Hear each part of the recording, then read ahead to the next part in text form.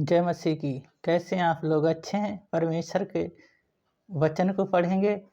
आज जो दिन दिया परमेश्वर ने, प्रार्थना करें। महान अनुग्रहकारी पिता परमेश्वर दयालु हे सर्वशक्तिमान, जो वचन पढ़ते हैं आप सिखाएं समझाएं। जो आज प्रभु जी आज देना चाहते हैं वो हमें दें, वो आपकी महिमा करने पाए। सारा गौरव आदर महिमा आपको देते हैं। सुनने वालों को भी आपके हाथों में सौंपते हैं। उद्धारकर्ता यीशु मसीह के नाम से मांगते हैं, आमीन। हम वचन पढ़ेंगे भजन संहिता 92 अध्याय 12, 13 और 14। धर्मी लोग खजूर के समान फूलेंगे फलेंगे और लेबनोन के देवदार के समान बढ़ते रहेंगे। वे यहोवा के भवन में रोपे जाकर हमारे परमेश्वर के आंगन में फूलेंगे फलेंगे। वे पुराने होने पर भी फलते रहेंगे और रस से भरे रहेंगे और लहराते रहेंगे। इस वचन को पढ़े जाने को परमेश्वर आशीष दे। जो परमेश्वर ने आज का वचन दिया, तो परमेश्वर हमें क्या बताना चाहते हैं। आज उस परमेश्वर के भवन में जाते हैं तो बड़े खुशी बड़े आनंद से जाएं। उस परमेश्वर की उपस्थिति और प्रशंसा और तारीफ करते हुए जाएं। तो परमेश्वर चाहते हैं मेरी स्तुति करो। जब उसकी स्तुति हम करते हैं, गीत को गा के, ताली बजा के, नाच नाच के, झूम झूम के और अपने मुंह को खोल के, तो परमेश्वर उस गीतों को जब गाते हैं तो परमेश्वर खुश होते हैं और आनंदित होते हैं और अपनी सामर्थ्य देते हैं हमें और प्रार्थना करते हैं। जब हम प्रार्थना करते हैं, दूसरी बात है, जब प्रार्थना करते हैं हम, तो हम अपने आपे में नहीं रहते हैं। परमेश्वर की पवित्र आत्मा की उपस्थिति हमारे अंदर आ जाती है, उसके सामर्थ्य से भर जाते हैं। और तीसरी बात है, जब हम वचन सुनते हैं, जब वचन सुनते हैं तो हमें हमारे जीवन में वो आत्मिक भोजन हमें मिलता है। जब आत्मिक भोजन मिलता है तो हम संतुष्ट होते हैं, उसके सामर्थ्य से भर जाते हैं। तो हम यहाँ पे देखते हैं परमेश्वर का वचन जो है हमारे लिए बहुत आगे तक लेके जाता है।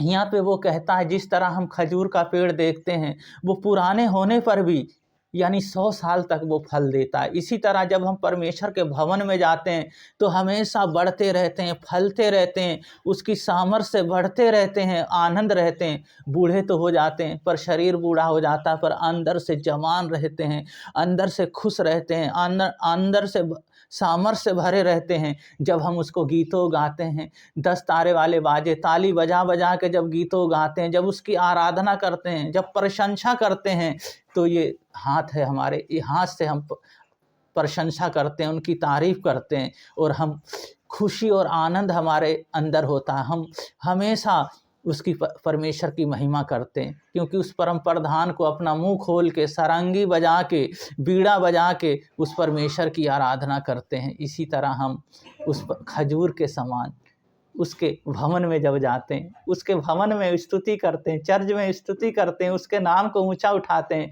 क्योंकि वही तो हमारा परमेश्वर है।